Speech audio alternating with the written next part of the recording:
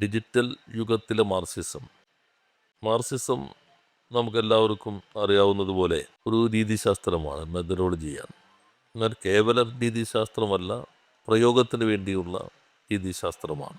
എന്നാൽ പ്രയോഗത്തിൽ മാത്രം പരിമിതപ്പെടുന്ന രീതിശാസ്ത്രമല്ല, പ്രയോഗത്തിൻ്റെ അനുഭവത്താൽ നിരന്തരം പുതുക്കിക്കൊണ്ടിരിക്കുന്ന രീതിശാസ്ത്രമാണ്. ഈ 3 ഘടകങ്ങൾ പ്രധാനപ്പെട്ടതാണ്. ലെനിൻ സാമ്രാജ്യത്വം മുതലാളിത്തത്തിൻ്റെ ഏറ്റവും ഉയർന്ന ഘട്ടം എന്ന കൃതി എഴുതുന്നത് ഒരു ധൈഷണിക വ്യായാമമല്ല. മുതലാളിത്തത്തിൻ്റെ മാറ്റങ്ങളെ സാമ്പത്തിക ശാസ്ത്രത്തിൻ്റെയും ദർശനത്തിൻ്റെയും ഒക്കെ അടിസ്ഥാനത്തിൽ വിലയിരുത്താനുള്ള ഒരു ശ്രമം മാത്രമല്ല. വിപ്ലവത്തിൻ്റെ പ്രതിസന്ധിയിൽ നിന്നാണ് ലെനിൻ അന്വേഷണത്തിൻ്റെ വാതിൽ തുറക്കുന്നത്. എന്തുകൊണ്ടാണ് വിപ്ലവം അതിൻ്റെ ശരിയായ രൂപത്തിൽ മുന്നോട്ട് പോകാൻ കഴിയാതെ വരുന്നത്? മാർക്സ് കണ്ട മുതലാളിത്തത്തിൽ നിന്ന് എന്തെല്ലാം മാറ്റങ്ങൾ വന്നിട്ടുണ്ട്? മാർക്സ് അവതരിപ്പിച്ച മൂലധനത്തിന് എന്തെല്ലാം മാറ്റങ്ങൾ വന്നു? അതാണ് മൂലധനത്തിൽ നിന്ന് പിന്നീട് ധനമൂലധനം, മലയാളത്തിൽ ധനമൂലധനം എന്നാണ് ഉപയോഗിക്കുന്നത്, ഫിനാൻസ് ക്യാപിറ്റൽ. ആദ്യം ബാങ്കിങ് മൂലധനം എന്ന് ചില പരിഭാഷ കാണാം, പിന്നെ ഇപ്പോൾ പൊതുവെ ധനമൂലധനം എന്നാണ് ഉപയോഗിക്കുന്നത്. വ്യവസായം ഉപയോഗിക്കുന്ന ബാങ്ക് നിയന്ത്രിക്കുന്ന മൂലധനം. ചരക്കിൻ്റെ കയറ്റുമതിയിൽ നിന്ന് എങ്ങനെ മൂലധനത്തിൻ്റെ കയറ്റുമതി വ്യത്യസ്തമാകുന്നു? എങ്ങനെയാണ് പുതിയ രൂപത്തിൽ സാമ്രാജ്യത്വം പ്രവർത്തിക്കുന്നത്? ആ വിശകലനമാണ് പ്രയോഗത്തിൻ്റെ ഒരു പുതിയ വഴി ദുർബലമായി കണ്ണിപ്പൊട്ടിക്കുക സാമ്രാജ്യത്വത്തിൻ്റെ. അതാണ് റഷ്യൻ വിപ്ലവത്തിലേക്ക് നയിക്കുന്ന അടിസ്ഥാനം എന്നുള്ളത്. ഇപ്പോൾ മാർക്സിസം നിശ്ചലമായി നിൽക്കുന്ന ഒന്നല്ല, മൂർത്ത വിശകലനമാണ്, മൂർത്ത സാഹചര്യത്തിൻ്റെ കോൺക്രീറ്റ് അനാലിസിസ് ആണ്. രണ്ടും പ്രധാനപ്പെട്ടതാണ്. കോൺക്രീറ്റ് സിറ്റുവേഷൻ ആയിരിക്കണം, മൂർത്തമായ സാഹചര്യവും മൂർത്തമായ വിശകലനമായിരിക്കും. മാർക്സിസം മറ്റ് രീതിശാസ്ത്രങ്ങൾ പോലെയല്ല, അത് പ്രയോഗത്തിലൂടെ അത് ഇങ്ങനെ മാറിക്കൊണ്ടിരിക്കും. അങ്ങനെ വെറുതെ ഒരു ഫിലോസഫിക്കലായിട്ട് അല്ലെങ്കിൽ ഒരു സൈദ്ധാന്തികമായിട്ട് ആരെങ്കിലും എഴുതി വെക്കുന്ന കാര്യം മാത്രമല്ല, അത് മനുഷ്യനെടുത്ത് പ്രവർത്തിക്കാനുള്ളതാണ്. പ്രവർത്തിക്കുന്നതിൻ്റെ കൂട്ടത്തിൽ അതിനെ പുതുക്കിപ്പണിയും. അങ്ങനെ മാർക്സിസം തന്നെ അതിങ്ങനെ മാറിക്കൊണ്ടിരിക്കും എന്നുള്ളത് ഇത് പലപ്പോഴായിട്ട് ഞാൻ കേട്ടിട്ടുള്ളൊരു കാര്യമാണ്. ആക്ച്വലി ഇതുകൊണ്ട് അവർ ഉദ്ദേശിക്കുന്നത് എന്താണെന്ന് വെച്ച് കഴിഞ്ഞാൽ, അവരൊരു കാര്യം മുന്നോട്ട് വെക്കുന്നു, കുറച്ച് നാളുകൾക്ക് ശേഷം അവർക്ക് തന്നെ അത് മാറ്റേണ്ടി വരുന്നു. അതാണ് ഈ പുതുക്കപ്പണിയൽ എന്നുകൊണ്ട് അവർ ഉദ്ദേശിക്കുന്നത്. വളച്ചൊടിക്കലും അല്ലെങ്കിൽ ന്യായീകരണങ്ങൾ ചമയലും ഒക്കെയാണ് ഈ പുതുക്കപ്പണിയൽ കൊണ്ട് ഉദ്ദേശിക്കുന്നത്. അല്ലാതെ പ്രയോഗത്തിലൂടെ അത് നിരന്തരം മാറിക്കൊണ്ടിരിക്കുന്നില്ല. മാർക്സ് തൻ്റെ കാലഘട്ടത്തിൽ ഉള്ള തൻ്റെ പരിമിതമായ അറിവുകൾ വെച്ചിട്ട് ചരിത്രം മുഴുവൻ വിശദീകരിക്കാൻ പറ്റുന്ന ഒരു സിദ്ധാന്തമുണ്ടെന്ന് കരുതുകയും അതിനുശേഷം അന്ന് നിലവിൽ നിന്നുള്ള സാഹചര്യങ്ങളെ അദ്ദേഹം തെറ്റായ രീതിയിൽ മനസ്സിലാക്കിയതിൻ്റെ പേരിൽ അദ്ദേഹം കുറേ കാര്യങ്ങൾ പറയുകയും ചെയ്തു. അത് അദ്ദേഹം ഇൻഡസ്ട്രിയൽ സൊസൈറ്റിയിൽ ഉള്ള പ്രശ്നങ്ങളെ പറ്റിയിട്ടാണ് സംസാരിച്ചതും കാര്യങ്ങളൊക്കെ. പക്ഷെ വിപ്ലവം ഉണ്ടാകുന്നത് ഒരു കാർഷിക മേഖലയുള്ള അല്ലെങ്കിൽ ഇൻഡസ്ട്രി അധികം വളർന്നിട്ടില്ലാത്ത റഷ്യ പോലെയുള്ള ഒരു രാജ്യത്താണ് വിപ്ലവം ഉണ്ടാകുന്നത്. അതുപോലെ തന്നെ മാർക്സ് കരുതിയിരുന്നത് തൊഴിലാളികൾ നടത്തുന്ന വിപ്ലവത്തെ പറ്റിയിട്ടാണ്. അപ്പോൾ ലെനിൻ്റെ കാലമായപ്പോഴത്തേക്കും ഇത് ഒരുപാട് വർഷങ്ങൾക്ക് ശേഷം അല്ലെങ്കിൽ ഒരുപാട് നൂറ്റാണ്ടുകൾക്ക് ശേഷം നടക്കുന്ന കാര്യമൊന്നുമല്ല. മാർക്സിൻ്റെ കാലത്തിൽ നിന്ന് ലെനിൻ്റെ കാലത്തിലേക്കുള്ള വർഷങ്ങൾ വളരെ കുറവാണ്. അപ്പോൾ മാർക്സ് എഴുതിയ കാര്യങ്ങൾ വളരെ ചുരുങ്ങിയ വർഷങ്ങൾക്കുള്ളിൽ തന്നെ പരാജയപ്പെട്ടു എന്നാണ് നമ്മൾ മനസ്സിലാക്കുന്നത്. അപ്പോൾ ലെനിൻ പുതിയ ന്യായങ്ങൾ ചമയ്ക്കുകയാണ്. ലെനിൻ പറയുന്നു, ഫിനാൻസ് ക്യാപിറ്റലിലൂടെ മുതലാളിത്തം സാമ്രാജ്യത്വത്തിലേക്ക് കടന്നിരിക്കുന്നു, പുതിയ രാജ്യങ്ങൾ തേടി അത് പോകുന്നു, ഇമ്പീരിയലിസത്തിലേക്ക് അത് കടന്നിരിക്കുന്നു. അപ്പോൾ നമ്മളുടെ ഈ പറഞ്ഞതുപോലെ നേരത്തെ പറഞ്ഞുകൊണ്ട് എന്തുകൊണ്ട് വിപ്ലവം നടക്കുന്നില്ല, എന്തുകൊണ്ട് ക്യാപിറ്റലിസം അതിൻ്റെ ഇൻറ്റേർണൽ കോൺട്രഡിക്ഷൻസ് കാരണം മാർക്സ് പറഞ്ഞതുപോലെ പരാജയപ്പെടുന്നില്ല എന്നുള്ള കാര്യങ്ങളൊക്കെ വന്നപ്പോൾ പുതിയൊരു തത്വശാസ്ത്രം അല്ലെങ്കിൽ പുതിയൊരു തത്വശാസ്ത്രം എന്ന നിലയിൽ ലെനിൻ പുതിയ ന്യായങ്ങൾ ചമയ്ക്കുകയാണ്. അപ്പോൾ മാർക്സിൻ്റെ ന്യായങ്ങൾ തന്നെ തെറ്റായിരുന്നു, അതുപോലെ ഒന്നും സംഭവിക്കുന്നില്ല എന്നുള്ള സത്യം മനസ്സിലാക്കി കഴിഞ്ഞപ്പോൾ ഇവർ പുതിയ തരത്തിൽ ഇവർ പറയുകയാണ്, ഇത് ഫിനാൻസ് ക്യാപിറ്റലാണ് ഇപ്പോൾ സംഭവിച്ചുകൊണ്ടിരിക്കുന്നത്. അപ്പോൾ നമ്മൾ വിപ്ലവം എന്ന് പറയുന്നത് വേറൊരു തരത്തിലാണ്. അതുപോലെ തന്നെ ഒരു ചെറിയൊരു ഗ്രൂപ്പ് മാത്രം നടത്തേണ്ട കാര്യമാണ് വിപ്ലവം, തൊഴിലാളികൾ മുഴുവനും കൂടെ ഒരു വിപ്ലവം ഉണ്ടാക്കാൻ പറ്റില്ല എന്നൊക്കെ പറഞ്ഞു. അപ്പോൾ തങ്ങളുടെ ലക്ഷ്യത്തിന് വേണ്ടിയിട്ട് ലെനിനെ റഷ്യ ഭരിക്കണം. അപ്പം ആ സമയത്ത് തന്നെ റഷ്യയിൽ ജനാധിപത്യമായിട്ടുള്ള കാര്യങ്ങൾ വരുന്നുണ്ട്. പലതരത്തിൽ ഈ മാർക്സിൻ്റെ അല്ലാത്ത തരത്തിലുള്ള രീതിയിലുള്ള പ്രതിഷേധങ്ങൾ സർ ചക്രവർത്തിമാർക്ക് നേരെ വരുന്നുണ്ട്. ഇതിനെ എല്ലാത്തിനെയും മാറ്റിയിട്ട് പുതിയൊരു തരത്തിലാണ് തൻ്റെ ഇഷ്ടത്തിനനുസരിച്ചിട്ട് ലെനിൻ ചമയ്ക്കുകയാണ് കാര്യങ്ങൾ.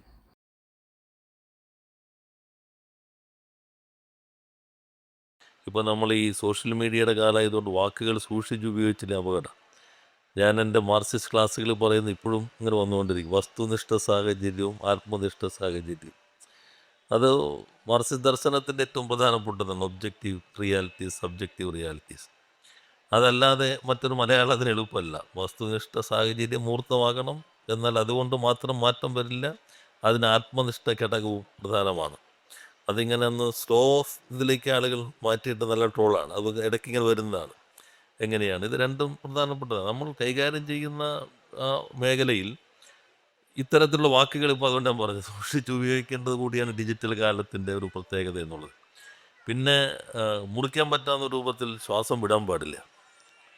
മുറിച്ചിട്ടാണല്ലോ ഇവിടെ. അപ്പോൾ ഒരു വാക്കിൽ നിന്ന് അടുത്ത വാക്കിലേക്ക് മുറിക്കേണ്ട അവസരം കൊടുക്കാതെ വേണം. അതും ഡിജിറ്റൽ യുഗത്തിലെ പ്രസംഗത്തിൻ്റെ ഘടകത്തിനെ പറ്റി ട്രോളുന്ന കാര്യത്തിനെ പറ്റിയിട്ടൊക്കെ മാർക്സിസ്റ്റ് ക്ലാസ്സുകൾ പറഞ്ഞുകൊണ്ടിരിക്കുന്ന ശൈലിയിൽ പറയുന്നു എന്നുള്ളതാണ്.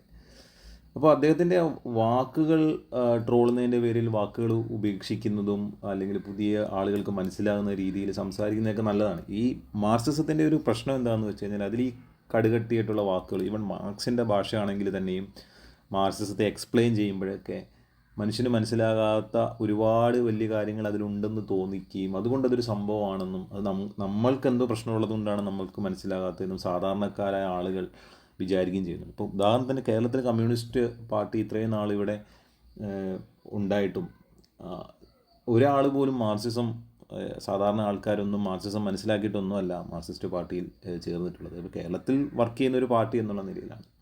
അപ്പോൾ അവർക്കിടയിലേക്ക് ഈ വാക്കുകളൊക്കെ ഇങ്ങനെ പറയുമ്പോൾ ആൾക്കാരെല്ലാം വിചാരിക്കുന്നത് തങ്ങൾക്ക് മനസ്സിലാകാത്ത എന്തോ ഒരു സംഭവമാണ്, പക്ഷേ ഇതിലെന്തോ ഉണ്ടെന്ന്. അപ്പോൾ ആളുകൾക്ക് റിലേറ്റ് ചെയ്യാൻ പറ്റുന്ന കാര്യങ്ങൾ സമരങ്ങളും ഈ പറയുന്നത് പോലെ മുതലാളിയോടുള്ള വെറുപ്പും അസൂയയും അല്ലെങ്കിൽ വിപ്ലവം, ഇങ്ങനെയുള്ള പെട്ടെന്ന് മനസ്സിലാക്കാൻ പറ്റുന്ന കാര്യങ്ങളാണ് ആൾക്കാർ റിലേറ്റ് ചെയ്യുക. ഈ പറഞ്ഞ പോലെ വസ്തുനിഷ്ഠാ ഘടകം, ആത്മനിഷ്ഠാ ഘടകം എന്ന് പറയുമ്പോൾ ആൾക്ക് മനസ്സിലാവില്ല.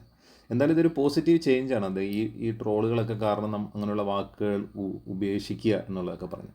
പക്ഷേ അതിനപ്പുറം നമ്മളിതിനെ കാണേണ്ടത് അങ്ങനെ വാക്കുകൾ ഉപേക്ഷിക്കുന്നുണ്ടെങ്കിലും ആശയങ്ങൾ ഉപേക്ഷിക്കുന്നില്ല എന്നുള്ളതാണ്. ഇപ്പോൾ രാജീവ് മന്ത്രിയാകുന്നതിന് മുമ്പ് അദ്ദേഹം മാർക്സിസ്റ്റ് ക്ലാസ്സിൽ പറഞ്ഞ എന്താണോ അതിലേക്കാണ് അദ്ദേഹം തിരിച്ചു വരുന്നത്. ഇതിലൊരു റിയാക്ഷൻ ചെയ്യാൻ കാരണം തന്നെ അതാണ്. നമ്മളുടെ വ്യവസായ മന്ത്രിയാണ് ഇത് പറയുന്നു എന്നുള്ളതാണ്. സാധാരണ ഒരു മാർക്സിസ്റ്റുകാരൻ പറയുന്നു എന്നുള്ളതല്ല. ഇപ്പോൾ രാജീവിൻ്റെ ഒരു പരിണാമം നോക്കിക്കഴിഞ്ഞാൽ അദ്ദേഹം മാർക്സിസ്റ്റ് ക്ലാസ്സിൽ പറഞ്ഞ കാര്യങ്ങളൊക്കെ തന്നെ മാറ്റിയിട്ടാണ് അദ്ദേഹം വ്യവസായ മന്ത്രി, ഒരു സംസ്ഥാനത്തിൻ്റെ വ്യവസായ മന്ത്രിയായി അദ്ദേഹം ചെയ്യുന്നത്. അദ്ദേഹത്തിന് വ്യവസായികളെ റെഡ് കാർപ്പറ്റ് വിരിച്ച് ഇങ്ങോട്ട് ആനയിക്കേണ്ടി വരും.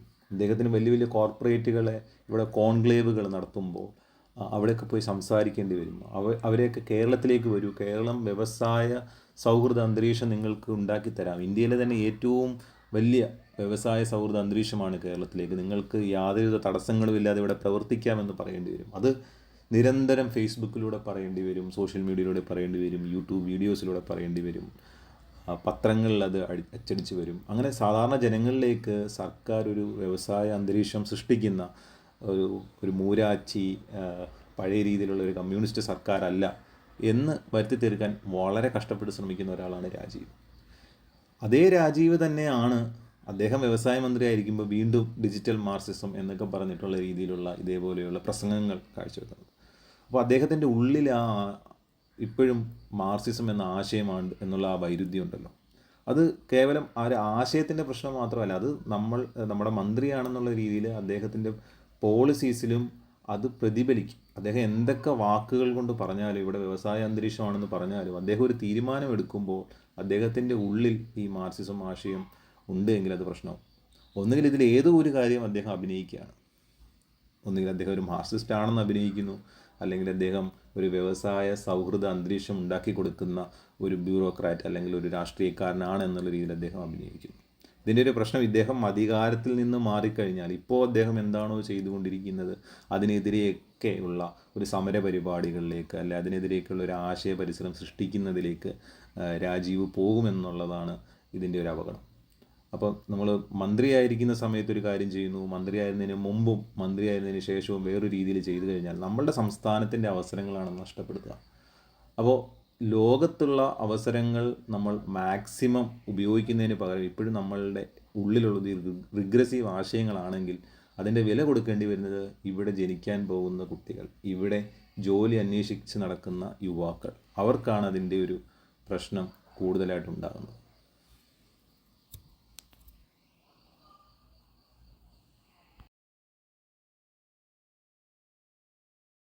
അപ്പോൾ മാർക്സിസം നിരന്തരമായി പുതുക്കിക്കൊണ്ടിരിക്കും ഒന്നാണ്, നിരന്തരം മാറിക്കൊണ്ടിരിക്കുന്നു.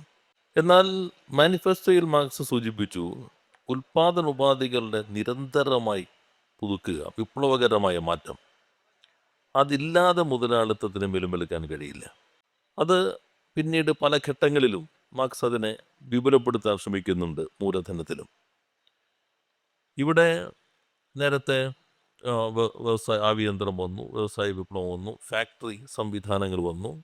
അതിലെങ്ങനെ മനുഷ്യന് മാറ്റങ്ങൾ ഉണ്ടാകുന്നു, ഏലിനേഷൻ, മാർക്സ് പറഞ്ഞ അപവൽക്കരണം അല്ലെങ്കിൽ അന്യവൽക്കരണം എങ്ങനെ ഇതിൻ്റെ ഭാഗമായി സംഭവിക്കുന്നു. ഇത് വളരെ രസകരമായി അന്ന് അവതരിപ്പിച്ച, ഒരു വാക്ക് പോലും സംസാരിക്കാതെ ഏറ്റവും മനോഹരമായി അവതരിപ്പിച്ചിട്ടുള്ള ഒന്ന് ചാർലി ചാപ്ലിൻ്റെ മോഡേൺ ടൈംസ് ആണ്. സംഭാഷണം അതിമനോഹരമായ ചിത്രമാണ്. എങ്ങനെയാണ് ഫാക്ടറി വൽക്കരണം മനുഷ്യപ്പോൾ ഈ ഇതിനുള്ളിൽ അസംബ്ലിങ് യൂണിറ്റ് ആണല്ലോ, ചാപ്ലിങ്ങനെ നിന്നിട്ട് അവസാനം ചാപ്ലിനെയും കൊണ്ട് പോവുകയാണ് ഈ അസംബ്ലിങ് യൂണിറ്റ്. നമ്മുടെ ചിത്രം കണ്ടവർക്ക് മനസ്സിലുണ്ട്. ഒരു ലോകോത്തരം ഇപ്പോഴും ഉള്ള ക്ലാസിക്കൽ ഏറ്റവും ഉജ്ജ്വലമായ ഒന്നാണ് ചാപ്ലിൻ്റെ മോഡേൺ ടൈംസ്. ചാപ്ലിൻ ഒരു ഉദ്ധരണിയും അവതരിപ്പിക്കുന്നില്ല, ഒരു വാക്കും ഉച്ചരിക്കുന്നില്ല. നിശബ്ദതയിലൂടെ ഈ ഫാക്ടറി വൽക്കരണം, മാർക്സൊക്കെ പറയുന്ന പോലെയുള്ള ചൂഷണത്തിൻ്റെതും അന്യവൽക്കരണത്തിൻ്റെതുമായ ഒരു ഇടം എങ്ങനെ സൃഷ്ടിക്കുന്നു, എങ്ങനെ മാറുന്നു എന്ന് നമ്മുടെ മനസ്സിൽ, നമ്മൾ വിദ്യാർത്ഥിയായിരുന്ന വളരെ കാലം മുമ്പ് കണ്ട ഈ ചിത്രമാണ്. നമ്മുടെ മനസ്സിൽ മാർക്സിസ്റ്റുകളുടെ ഒരു ഇപ്പോഴും പ്രശ്നം എനിക്ക് എല്ലാവരുടെയും കണ്ടവരുടെ തോന്നിയിട്ടുള്ളത്, എല്ലാം ഇവർ മനസ്സിൽ ഇപ്പോഴും ഉറച്ചു ആ ഒരു നിൽക്കുന്ന ഒന്നാണ്. മാർക്സ് മുന്നോട്ട് വെച്ച് കഴിഞ്ഞാൽ ആ ചൂഷണ സിദ്ധാന്തമായി അന്യവൽക്കരണം എന്നുള്ളതൊക്കെ അവരെല്ലായിടത്തും അപ്ലൈ ചെയ്ത് പോവുക എന്നുള്ളത്. ഇപ്പോൾ ഉദാഹരണത്തിന് അദ്ദേഹം ചാർലി ചാപ്ലിൻ്റെ സിനിമ പറ്റിയിട്ടൊക്കെ പറയുന്നു. അത് ശരിയാണ്. ഈ ചാപ്ലിൻ അതിനകത്ത് വളരെ നല്ല രീതിയിൽ അത് പെർഫോമൻസ് കാഴ്ചവെച്ചിട്ടുണ്ട്. പക്ഷെ അതൊരു സിനിമ എന്നുള്ളതിൻ്റെ അപ്പുറത്തേക്ക് ഒരു ഫാക്ടറി വൽക്കരണം അല്ലെങ്കിൽ ഇൻഡസ്ട്രിയലൈസേഷൻ, അതാണല്ലോ അവർ ഉദ്ദേശിക്കുന്നത്. ഇൻഡസ്ട്രിയലൈസേഷൻ ഒരു മോശം സംഭവമാണ് എന്ന് കരുതുന്നത് അത് മാർക്സിസ്റ്റുകൾ മാത്രമല്ല കരുതുന്നത്. അത് ഈവൻ നമ്മളുടെ രാഷ്ട്രപിതാവ് മഹാത്മാഗാന്ധിജിക്ക് വരെ ഉണ്ടായിരുന്ന ഒരു തോട്ടാണ്, പലപ്പോഴും പല സ്ഥലങ്ങളിലും ഉള്ളതാണ്. അത് ജർമ്മനിയിൽ നാസിസത്തിന് മുമ്പായിട്ട് നമുക്കത് കാണാൻ പറ്റും. ഈ പറഞ്ഞതുപോലെ മോഡേൺ ടെക്നോളജിയിലേക്ക് പോവുക, വ്യവസായവൽക്കരണം, ആളുകൾ ജോലി ചെയ്യുന്നു. അപ്പോൾ അവരതിനകത്ത് കാണുന്ന ഒരു കാര്യം എന്ന് പറഞ്ഞു കഴിഞ്ഞാൽ ചിലപ്പോൾ ആളുകൾ കൂടുതൽ സമയം ജോലി ചെയ്യുന്നു, ആളുകൾക്ക് കഷ്ടപ്പാടാണ് എന്നുള്ള കാര്യങ്ങളൊക്കെയാണ്. അപ്പോൾ അതിനെ ആ ഒരു തരത്തിൽ കാണാതെ, ശരി, ആളുകൾക്ക് കൂടുതൽ ഒരു സമയത്ത് ആളുകൾ കൂടുതൽ സമയം ജോലി ചെയ്യേണ്ടി വന്നിട്ടുണ്ടാവാം, ആ സമയത്തെ ഉൽപ്പാദന ഉപകരണങ്ങൾ അത്രത്തോളം എഫിഷ്യൻ്റ് അല്ല, യന്ത്ര സംവിധാനങ്ങൾ മെച്ചപ്പെട്ടിട്ടില്ല, ശാസ്ത്രം അത്രത്തോളം മെച്ചപ്പെട്ടിട്ടില്ല. അപ്പം അത് കാലങ്ങൾ കഴിയും തോറും അതിന് മാറ്റം വന്നിട്ടുണ്ട്. ആളുകളുടെ ജോലി സാഹചര്യങ്ങളും മാറി വന്നിട്ടുണ്ട്. സേഫ്റ്റി മെഷേഴ്സൊന്നും ഇല്ലാതെ മൈനിലിറങ്ങിയിരുന്ന തൊഴിലാളികളല്ല ഇന്നുള്ളത്. അങ്ങനെ ഓരോ കാലഘട്ടത്തിനനുസരിച്ച് അത് വ്യത്യാസം വരികയും ചെയ്തിട്ടുണ്ട്. അപ്പോൾ അതിന് ഒരുപാട് പോസിറ്റീവ് സൈഡും കൂടെ ഉണ്ട്. അതായത് നമ്മളൊരു അഗ്രികൾച്ചറൽ സൊസൈറ്റി ആയിട്ട് ഇരുന്നിരുന്നെങ്കിലോ ഒരിക്കലും നമുക്ക് എത്തിപ്പെടാൻ പറ്റാത്ത ജീവിത സൗകര്യങ്ങളാണ് ഈ ഇൻഡസ്ട്രിയലൈസേഷൻ്റെ പാർട്ടായിട്ട് അതിനുശേഷം നമ്മൾ സർവീസ് എക്കണോമിയിലേക്ക് മാറിയപ്പോൾ നമ്മൾ ക്യാപിറ്റൽ യൂസ് ചെയ്യാൻ തുടങ്ങിയതും അത് പല രാജ്യങ്ങളിലേക്ക് എത്തുകയും അവിടെയുള്ള ആളുകൾക്ക് തൊഴിൽ കിട്ടുമ്പോഴൊക്കെ സംഭവിച്ചിട്ടുണ്ടാകും. പക്ഷേ ഇപ്പോഴും മാർക്സിസ്റ്റുകൾ അതിനെ ഒരു റൊമാൻസാണ് അവർക്ക് ആ ദുരന്തത്തിൻ്റെ ചിത്രീകരണത്തിനോട്.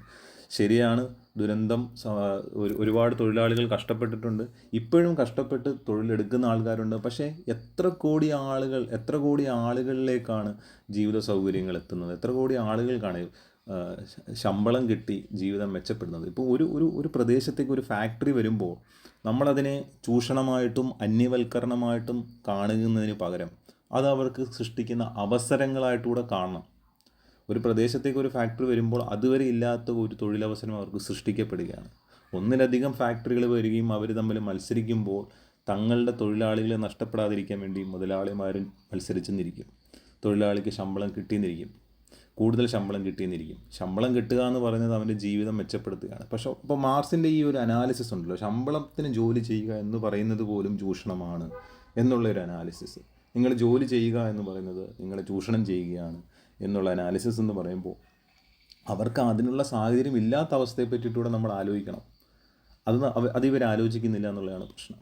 അപ്പോൾ അങ്ങനെ എത്രയോ ആളുകൾ പട്ടിണിയിൽ നിന്ന് രക്ഷപ്പെട്ടു. ഒരാൾക്ക് ജോലി ചെയ്ത് അയാളുടെ അധ്വാനം വിറ്റ് അയാൾക്ക് ശമ്പളം കിട്ടി, അത് വെച്ച് അയാളുടെ കുടുംബം പോറ്റാൻ പറ്റുക എന്ന് പറയുന്നത് അതൊരു നല്ല വ്യവസ്ഥയാണ്.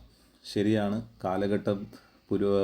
പഴയ കാലഘട്ടത്തിൽ പല തൊഴിലാളികളും കഷ്ടപ്പെട്ടിട്ടുണ്ടാവും. പക്ഷെ അതിനെ മാത്രം എടുത്തു വെച്ചിട്ട് അതിൽ തന്നെ ഇങ്ങനെ കടിച്ചു തൂങ്ങി കിടക്കുന്നു എന്നുള്ളതാണ് ഈ മാർക്സിസ്റ്റുകളുടെ ഒരു വലിയ പ്രശ്നം.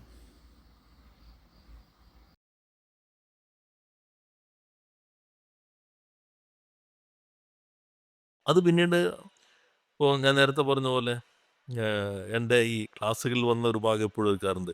ഇയാളാണ് പറഞ്ഞത് എല്ലാവർക്കും വിദ്യാഭ്യാസം മുതലാളിത്തത്തിൻ്റെ മുദ്രാവാക്യമാണെന്ന് പറഞ്ഞ ആളാണ് ഈ മന്ത്രി. ഇടയ്ക്ക് ഇങ്ങനെ എൻ്റെ ഇതിലേക്ക് വരും. യഥാർത്ഥത്തിൽ മുതലാളിത്തത്തിൻ്റെ പ്രത്യേകത ഈ തിയറിയും പ്രാക്ടീസും വേണമെന്നുള്ളതാണ്.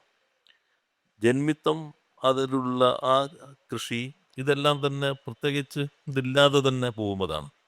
സാങ്കേതിക വൈദഗ്ധ്യമുള്ള തൊഴിലാളിയാണ് മുതലാളിത്ത ഉൽപ്പാദനത്തിൻ്റെ അനിവാര്യ ഘടകം. സാങ്കേതിക വൈദഗ്ധ്യം വേണം. അപ്പോൾ പഠിത്തമുള്ള സാങ്കേതിക വൈദഗ്ധ്യമുള്ള തൊഴിലാളി ഉണ്ടെങ്കിലേ മുതലാളിത്ത ഉൽപ്പാദനം നടക്കുകയുള്ളൂ. അതുകൊണ്ട് തൊഴിലാളിയെ സാങ്കേതിക വൈദഗ്ധ്യമാക്കേണ്ടത് മുതലാളിത്തത്തിൻ്റെ ആവശ്യമാണ്. അപ്പോൾ ആളുകൾ കരുതുന്നത് അതുകൊണ്ട് ഇന്ന് മുതലാളിത്തത്തിൻ്റെതായതുകൊണ്ട് അത് പിന്തിരിപ്പിനാണെന്നാണോ കരുതുന്നത്? മാനിഫെസ്റ്റോ നിങ്ങൾ നോക്കുകയാണെങ്കിൽ മാർക്സിൻ്റെ മനോഹരമായൊരു വാചകം, നാളിതുവരെ ഉള്ളതിൽ വെച്ച് ഏറ്റവും വിപ്ലവകരമായ വർഗം ബൂർഷ്വാസിയാണെന്ന് പറയുന്നുണ്ട് മാനിഫെസ്റ്റോയിൽ. നാളിതുവരെയുള്ളതിൽ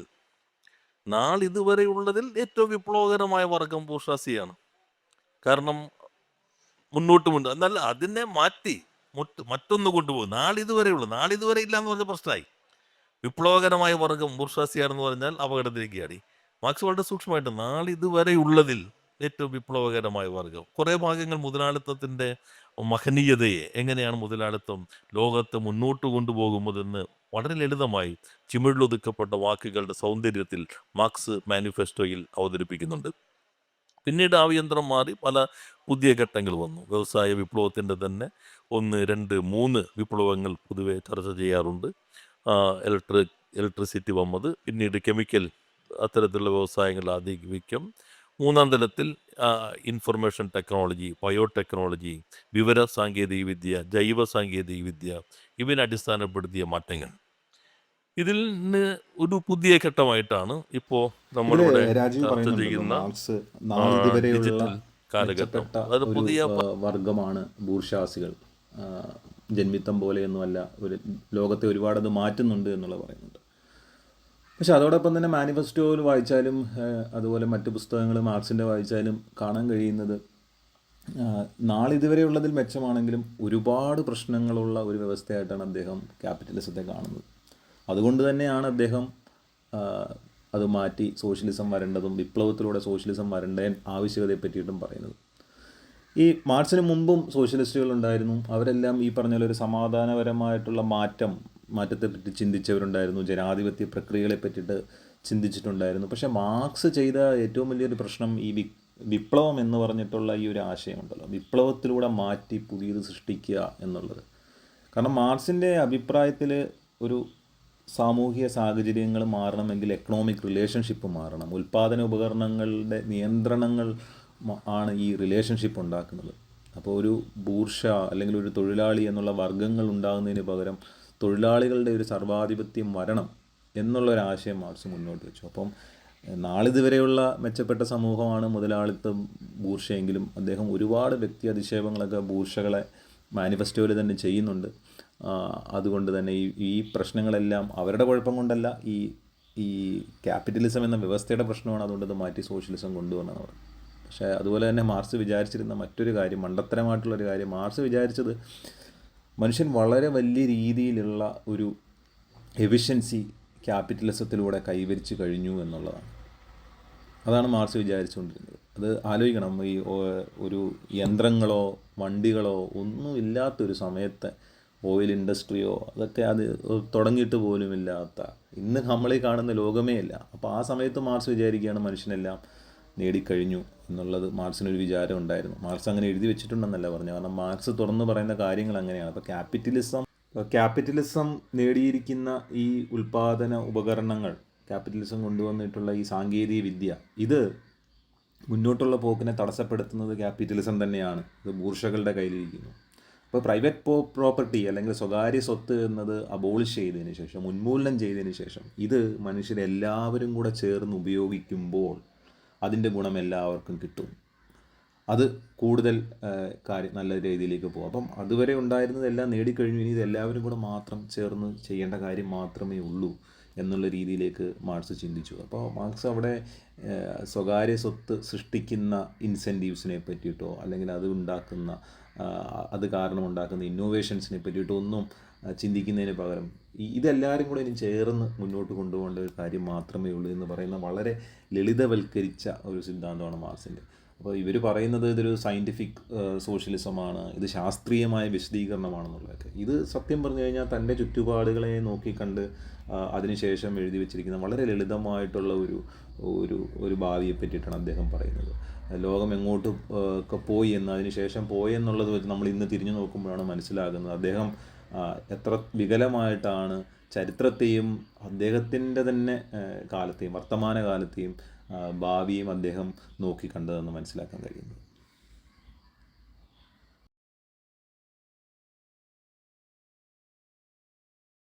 പല വാക്കുകൾ ഉപയോഗിക്കുന്നുണ്ട്. ഡിജിറ്റൽ മുതലാളിത്തം, സർവെയിലൻസ് മുതലാളിത്തം, ഇങ്ങനെയുള്ള പുതിയ പദങ്ങൾ ഉപയോഗിക്കുന്നുണ്ട്. അല്ലെങ്കിൽ പ്ലാറ്റ്ഫോം ക്യാപിറ്റലിസം, പുതിയ ചില പദങ്ങളുണ്ട്. ഉൽപാദന ഉപാധികൾ മാറുന്നു, പുതിയ സ്വഭാവത്തിലേക്ക് വരുന്നു. ഇന്നത്തെ ഉപാധികൾ ഡാറ്റയാണ്, പ്ലാറ്റ്ഫോമാണ്, വിവരം, വിജ്ഞാനം, വിനിമയം, ഇൻഫർമേഷൻ, നോളജ്, കമ്മ്യൂണിക്കേഷൻ. മൂന്നിൻ്റെയും സ്വകാര്യവൽക്കരണവും വാണിജ്യവൽക്കരണവുമാണ്, അല്ലെങ്കിൽ ചരക്കുവൽക്കരണവുമാണ് യഥാർത്ഥത്തിൽ ഈ കാലഘട്ടത്തിൽ സംഭവിക്കുന്ന പ്രക്രിയയുടെ ഏറ്റവും ലളിതമായ ഭാഗം എന്നുള്ളത്. ഈ ഇൻഫർമേഷൻ, നോളജ്, കമ്മ്യൂണിക്കേഷൻ, വിവരം, വിജ്ഞാനം, വിനിമയം, ഇത് മൂന്നിൻ്റെയും പ്രൈവറ്റൈസേഷൻ, സ്വകാര്യവൽക്കരണം, കമ്മോഡിഫിക്കേഷൻ, ചരക്കുവൽക്കരണം, ഇതാണ് ഈ കാലഘട്ടത്തിൽ, ഡിജിറ്റൽ കാലഘട്ടത്തിൽ സംഭവിക്കുന്നത്. നമ്മൾ ഇപ്പോൾ അറിവ് ഒരു മൂലധനമായി മാറുന്നു, പുതിയ സ്വഭാവം വരുന്നു, നേരത്തെ ഉള്ളതിൽ നിന്ന് വ്യത്യസ്തമാണ്. ഇപ്പോൾ റോബോട്ടുകൾ, ഇവിടെ രഞ്ജിത്ത് പറയേണ്ട റോബോട്ടുകളെ കാണിച്ചു. നേരത്തെ ഉള്ളതിൽ നിന്ന് ഇത് അതിവേഗത്തിൽ മാറുകയാണ്. ഇപ്പോൾ ഫോണിൻ്റെയൊക്കെ വെർഷൻ മാറുന്നതൊക്കെ വേഗത്തിൽ ടെക്നോളജി മാറും. മാർക്സ് പറഞ്ഞ അതിൻ്റെ വേഗത വർദ്ധിച്ചിരിക്കുന്നു. ഈ വേഗത വർദ്ധിക്കുമ്പോൾ ഒരു മാറ്റം, മൂലധനം ഉൽപാദനത്തിലൂടെയും തുടർ പ്രക്രിയയിലൂടെയും സഞ്ചരിച്ച് ലാഭമായി തിരിച്ചു വരാനുള്ള സമയം വല്ലാതെ ചുരുങ്ങുന്നുണ്ട്. നേരത്തെ നിങ്ങളൊരു പ്രൊഡക്റ്റ് ഉണ്ടാക്കുന്നു, ആ പ്രൊഡക്റ്റ് കുറച്ച് ഫാക്ടറി ഓറിയൻറ്റഡ് ആകാം, ടെക്നോളജി ഉപയോഗിച്ചിട്ട് ഓട്ടോമേഷൻ ആകാം. അത് കഴിഞ്ഞിട്ട് ആ പ്രൊഡക്റ്റ് അവിടെ നിന്ന് ലോജിസ്റ്റിക്കിലേക്ക് വരണം, അതിൻ്റെ ബ്രാൻഡിങ് വേണം, ഇങ്ങനെ കുറേ പ്രക്രിയകളുണ്ട്. ആ പ്രക്രിയയിലൂടെ വേണം ഒരു താഴെ വരെയുള്ള കടയിലേക്ക് എത്താൻ. ഈ മൂലധനം ഉൽപാദനം നടത്തി വിപണന പ്രക്രിയയിലൂടെ അതിൻ്റെ തിരിച്ച് നമ്മൾ പാച്ചാപ്പ എന്ന് പറയുന്ന തിരിച്ച് പണമായി ഇങ്ങോട്ട് ലാഭമായി വരുന്ന പണം, ചരക്ക് പണം, അതാണല്ലോ മാർക്സ് പറയുന്ന, അത് തിരിച്ച് വരുന്നതിനുള്ള സമയം ഇപ്പോൾ വല്ലാതെ ചുരുങ്ങിയിരിക്കുന്നു. ഇപ്പോൾ ലാഭത്തിലേക്കുള്ള സമയം വല്ലാതെ ചുരുങ്ങുന്നു. നിങ്ങൾക്കിപ്പോൾ ഡിസ്ട്രിബ്യൂഷനൊന്നും ഇ കോമേഴ്സാണ്, എല്ലാ പ്ലാറ്റ്ഫോമുകൾ മാറിയിരിക്കുന്നു. പിന്നെ വരുന്നൊരു മാറ്റം എന്നുള്ളത്, നേരത്തെ മനുഷ്യന് വേണമെങ്കിൽ ഒരു അഹങ്കാരം ഉണ്ടായിരുന്നു പറയാം, നമ്മൾ എഴുതിയാലേ കമ്പ്യൂട്ടർ ചലിക്കുള്ളൂ, പ്രോഗ്രാം നമ്മൾ തന്നെ ചെയ്യണം. ഇപ്പോൾ ജെൻ എ ഐ പ്രോഗ്രാം എഴുതും, മനുഷ്യൻ എഴുതണ്ട, ജനറേറ്റീവ് എ ഐ പ്രോഗ്രാം എഴുതും. റോബോട്ട് ഉണ്ടാക്കണമെങ്കിൽ മനുഷ്യൻ വേണം. ഇപ്പോൾ റോബോട്ട് ഉണ്ടാക്കി തുടങ്ങി.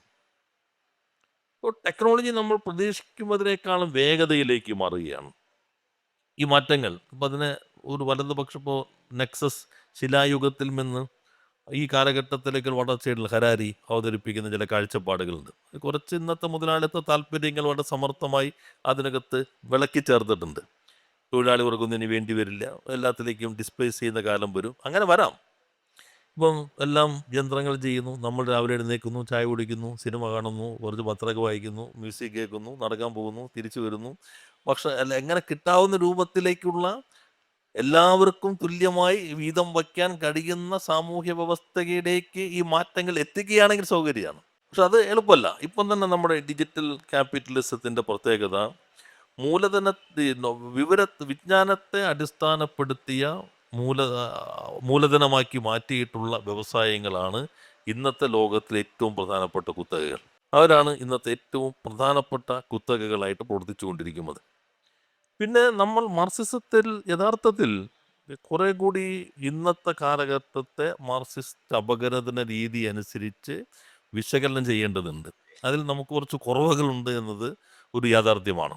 ഇപ്പോൾ വന്നുകൊണ്ടിരിക്കുന്ന മാറ്റങ്ങളെ മാർക്സിസത്തിൻ്റെ രീതിശാസ്ത്രം അനുസരിച്ച് തന്നെ ആഴത്തിൽ അപഗ്രഥിച്ചുകൊണ്ട് മാത്രമേ ഈ കാലഘട്ടത്തിൻ്റെ വിപ്ലവ ദൗത്യവും ഏറ്റെടുക്കാൻ കഴിയുകയുള്ളൂ.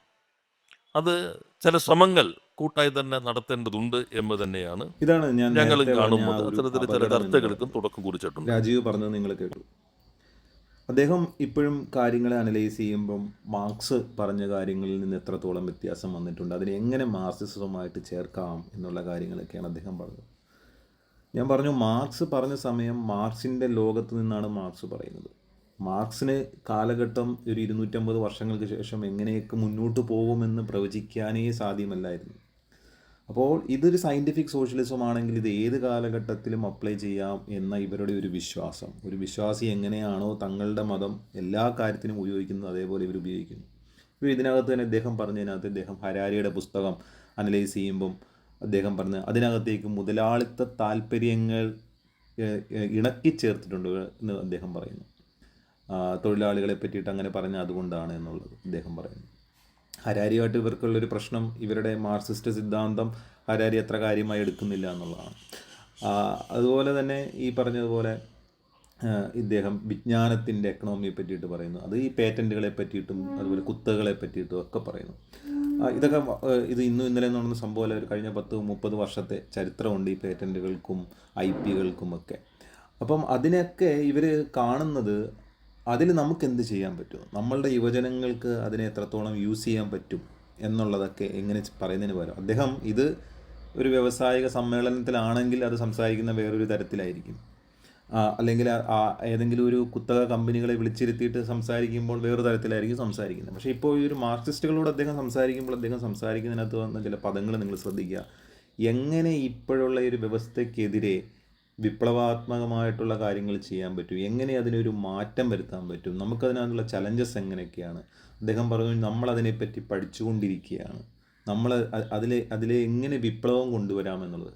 ചിലപ്പോൾ അദ്ദേഹം ഉദ്ദേശിച്ചിരിക്കുന്ന വിപ്ലവം നമ്മൾ പറയുന്നത് പോലെ ലെനിൻ നടത്തിയ പോലത്തെ വിപ്ലവമോ അല്ലെങ്കിൽ മാവോ നടത്തിയ പോലത്തെ വിപ്ലവമൊന്നും ആയിരിക്കില്ല. നമ്മൾ അങ്ങനെ അദ്ദേഹത്തെ അധിക്ഷേപിക്കേണ്ട കാര്യമില്ല. അദ്ദേഹം ഉദ്ദേശിച്ചത് പക്ഷേ ഇപ്പോഴുള്ള ഈ ഒരു വ്യവസ്ഥയെ ഒന്നും മാറ്റം വരുത്തണം എന്നുള്ള രീതിയിൽ ഇവർ ചിന്തിക്കുന്നുണ്ടെന്നുള്ളതാണ്. അപ്പോൾ ഒരു സംസ്ഥാനത്തിൻ്റെ വ്യവസായ മന്ത്രി തന്നെ അങ്ങനെ ചിന്തിക്കുക എന്ന് പറയുന്നത് ആ സംസ്ഥാനത്തെ സംബന്ധിച്ചിടത്തോളം ഒരു ദുരന്തമാണ്. സംസ്ഥാനത്തിൻ്റെ സാധ്യതകൾക്കതൊരു ദുരന്തമാണ്. ഇദ്ദേഹം തുടർന്ന് പറയുമ്പോൾ നിങ്ങൾക്കറിയാം, അദ്ദേഹം പറയുന്നത് ഇതുമായിട്ട് റിലേറ്റ് ചെയ്യുമ്പോൾ നിങ്ങൾക്ക് മനസ്സിലാക്കാൻ പറ്റും എത്രത്തോളം വേഗത്തിലാണ് കാര്യങ്ങൾ മാറുന്നത്. മാർക്സ് പറഞ്ഞതിനെ പോലൊന്നുമല്ല, വളരെ വേഗത്തിലാണ് അദ്ദേഹം കാര്യങ്ങൾ മാറുന്നതെന്ന് പറയുന്നത്. അപ്പോൾ ആ വേഗത്തിൽ മാറുമ്പോൾ ആ വേഗത്തിൽ നിന്ന് നമുക്കെന്ത് നേടാൻ കഴിയും, നമ്മുടെ സംസ്ഥാനത്തിന് എന്ത് നേടാൻ കഴിയുമെന്ന് ചിന്തിക്കുന്നതിന് പകരം ഇതിനെ നമ്മളുടെ മാർക്സിസ്റ്റ് പുസ്തകങ്ങൾ വെച്ചിട്ട്, നമ്മുടെ മാർക്സിസ്റ്റ് രീതിശാസ്ത്രം വെച്ചിട്ട് ഇതിനെ പഠിക്കുക എന്നുള്ളതാണ് ഇവർ ചിന്തിച്ചുകൊണ്ടിരിക്കുന്നത് എന്നുള്ളതാണ് ഏറ്റവും സങ്കടകരമായ കാര്യം.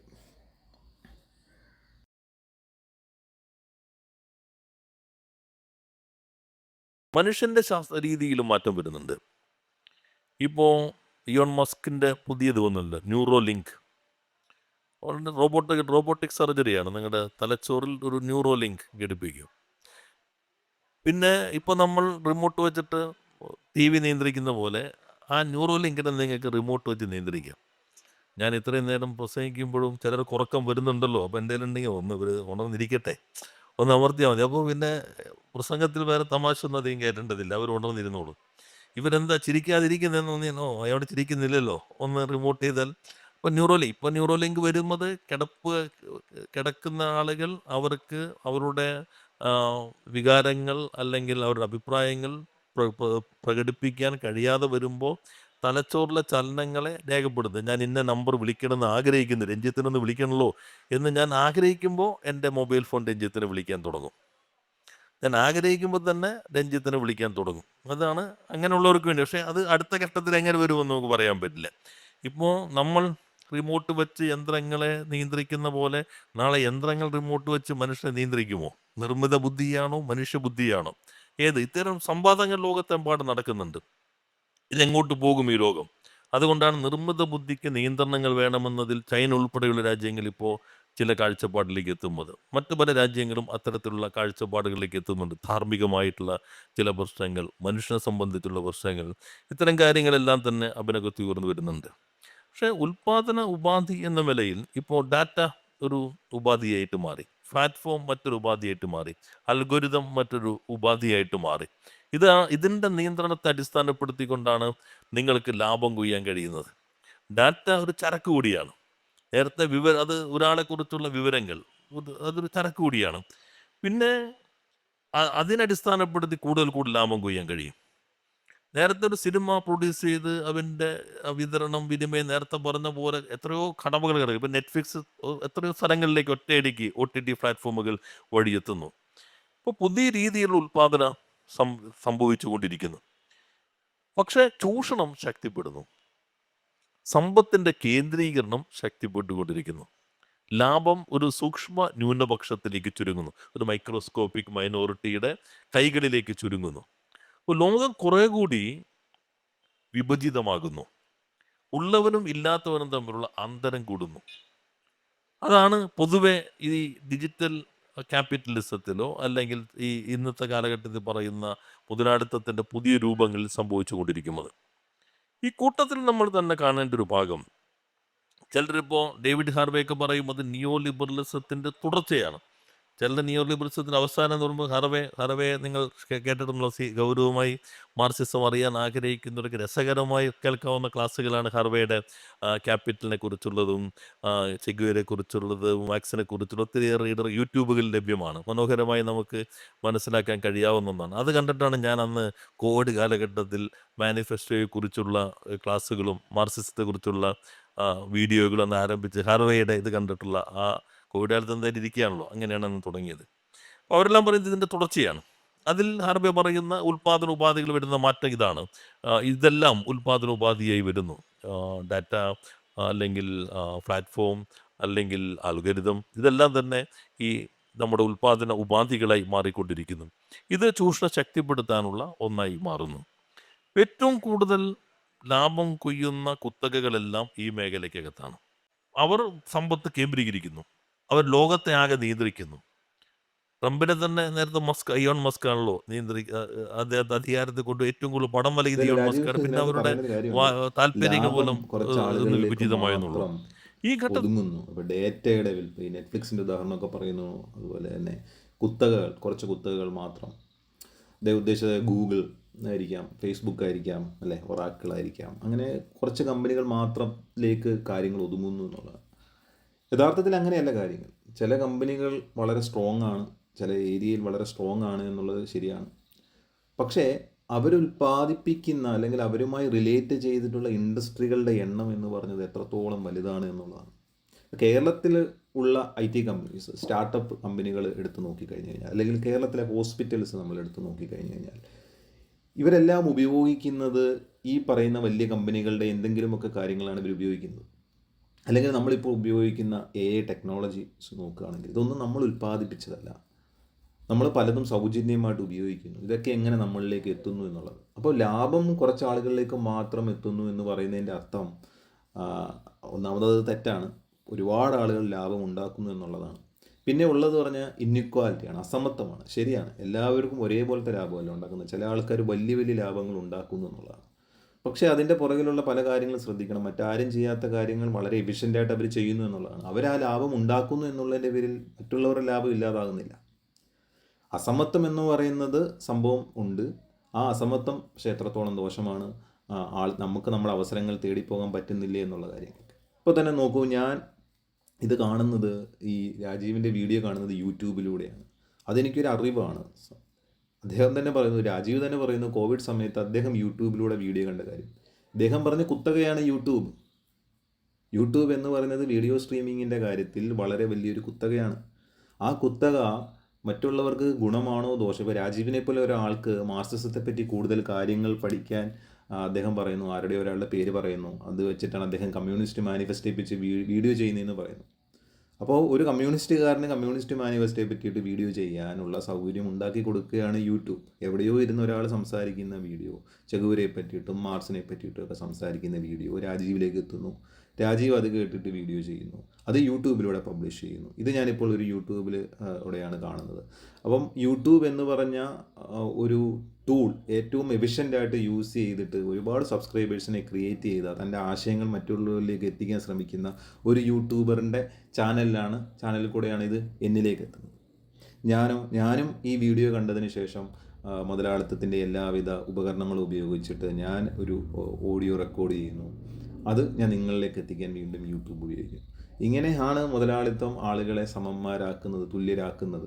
പല ആൾക്കാർക്കും വളരെ പെട്ടെന്ന് തന്നെ മാർക്കറ്റിലേക്ക് നമ്മളെ ഇൻ്റഗ്രേറ്റ് ചെയ്യാണ്. നമ്മൾ എന്താണ് എൻ്റെ ക്യാപിറ്റൽ, എന്താണ് രാജീവിൻ്റെ ഇവിടുത്തെ ക്യാപിറ്റൽ, ആശയം സമ്മാനം നടത്താനായിട്ട്. ഒരു കാലത്ത് നമുക്കെല്ലാവർക്കും, ഇപ്പോൾ രാജീവിനാണെങ്കിലും എനിക്കാണെങ്കിലും, അദ്ദേഹം മാർക്സിസം പഠിച്ചു എന്ന് പറയുന്ന ആൾക്കാണെങ്കിലും, അവരുടെ ആശയങ്ങൾ മറ്റുള്ളവരിലേക്ക് എത്തിക്കാൻ എത്ര ബുദ്ധിമുട്ടായിരുന്നു എന്നുള്ളതാണ്. അപ്പോൾ അതാണ് അതിൻ്റെ ഒരു പോസിറ്റീവ് സൈഡ് എന്ന് പറയുന്നത്. അപ്പോൾ അങ്ങനെയാണ് എല്ലാവരും മുതലാളിത്തം തുല്യരാക്കുന്നത്. പക്ഷേ ഇവരെപ്പോഴും അതിനെ കാണുന്നത് കുറച്ച് ആളുകൾക്ക് കൂടുതൽ ലാഭം ഉണ്ടാക്കുന്നു, അതുകൊണ്ട് എന്തോ പ്രശ്നമുണ്ട് എന്നുള്ളതാണ്. അത് പ്രശ്നമാകുന്നത് എപ്പോഴാണ്? അത് അവർ മറ്റുള്ളവരെ ഭരിക്കാൻ ഉപയോഗിക്കുമ്പോൾ, അല്ലെങ്കിൽ മറ്റുള്ളവരുടെ അവസരങ്ങൾ തടസ്സപ്പെടുത്താനായിട്ട് അവർ ഉപയോഗിക്കുന്നുണ്ടെങ്കിൽ അതിനെതിരെ പറയുമ്പോഴാണ് പ്രശ്നം. അപ്പോൾ അതിനെതിരെ പറയണമെങ്കിൽ അതിൻ്റെ ഉദാഹരണങ്ങൾ നിരത്തിക്കൊണ്ട്, ഗൂഗിൾ ഇതൊക്കെ ചെയ്യുന്നുണ്ട്, അത് ചെയ്യാൻ പാടില്ല, ഫേസ്ബുക്ക് ഇതൊക്കെ ചെയ്യുന്നുണ്ട്, അത് ചെയ്യാൻ പാടുന്നില്ല. അപ്പോൾ അത് എന്ന് പറയുന്നത് എന്താണ്? ക്യാപിറ്റലിസത്തിൻ്റെ ഏറ്റവും കറക്റ്റായിട്ടുള്ള ഫോം എന്ന് പറയുന്നത് മറ്റുള്ളവരുടെ അവസരങ്ങൾ നഷ്ടപ്പെടുത്താതെ എല്ലാവർക്കും മാർക്കറ്റിലേക്ക് എൻട്രി ചെയ്യാൻ അവസരം ഉണ്ടാവണം, എല്ലാവർക്കും മത്സരിക്കാൻ, ആർക്ക് വേണമെങ്കിലും മൈക്രോസോഫ്റ്റിനോട് മത്സരിക്കാൻ അവസരം ഉണ്ടാവണം. മൈക്രോസോഫ്റ്റിനെ ആരും റെഗുലേറ്റ് ചെയ്യാൻ പാടില്ല, അതുപോലെ മൈക്രോസോഫ്റ്റും ആരും റെഗുലേറ്റ് ചെയ്യാൻ പാടില്ല. അല്ലെങ്കിൽ ഗൂഗിള് ഇപ്പോൾ പുതിയൊരു മത്സരാർത്ഥി വരുമ്പോൾ ഗൂഗിൾ അവരെ ഒരു തരത്തിലും ചെയ്യാൻ പാടില്ല എന്നുള്ളതൊക്കെ. അപ്പോൾ അതിനകത്ത് തന്നെ ഒരുപാട് പ്രശ്നങ്ങളും ഈ പറയുന്നത് പോലെ ഗവൺമെൻറ് ഇടപെടലും കാര്യങ്ങളൊക്കെ ഉണ്ട്. അതൊക്കെ വേറെ വിഷയം, അതൊക്കെ വേറെ തരത്തിലാണ് കണ്ടത്. പക്ഷേ ഇതിനെയെല്ലാം മാർക്സിസത്തിൻ്റെ കണ്ണിലൂടെ മാത്രം നോക്കി കാണുമ്പോഴുള്ള പ്രശ്നം ഇതാണ്. ഇനി ഇതേ പറഞ്ഞ ആൾ, ഈ കുത്തകകൾ എന്നൊക്കെ അദ്ദേഹം വിശേഷിപ്പിച്ച കമ്പനികളൊക്കെ കേരളത്തിലേക്ക് വരികയാണെങ്കിൽ ഇദ്ദേഹം എന്താ ചെയ്യുക? അതും കൂടെ ആലോചിക്കണമല്ലോ. ഞാൻ ഇപ്പോൾ 2-3 തവണ അതിനെപ്പറ്റി പറഞ്ഞു കഴിഞ്ഞു. ഈ ഒരു കമ്പനി കേരളത്തിലേക്ക് വരികയാണ്, ഇത്ര പേർക്ക് തൊഴിൽ കൊടുക്കാമെന്ന് പറയുകയാണെങ്കിൽ നമ്മുടെ വ്യവസായ മന്ത്രി എന്താണ് ചെയ്യുക എന്നുള്ളതാണ് ചോദ്യം. ഈ കമ്മ്യൂണിസ്റ്റ് ചാനലിൽ അദ്ദേഹം അവതരിപ്പിക്കുന്ന വീഡിയോയിലെ ആശയങ്ങൾ പോലെ കുത്തകകൾക്കെതിരെയുള്ള എങ്ങനെ അതിനെ തകർക്കാം എന്നുള്ള രീതിയിലുള്ള പഠനം നടത്തുന്ന ഒരു മാർക്സിസ്റ്റുകാരനായിട്ടാണോ അദ്ദേഹം നിൽക്കാൻ പോകുന്നത്? അതോ ആ തൊഴിലവസരങ്ങൾ സൃഷ്ടിക്കുന്ന കമ്പനിയെ ഇവിടേക്ക് ക്ഷണിക്കുന്ന ഒരു വ്യവസായ മന്ത്രിയായിട്ടാണോ അദ്ദേഹം നിൽക്കാൻ പോകുന്നത് എന്നുള്ളതാണ് നമുക്ക് അറിയാൻ വയ്യാത്തത്.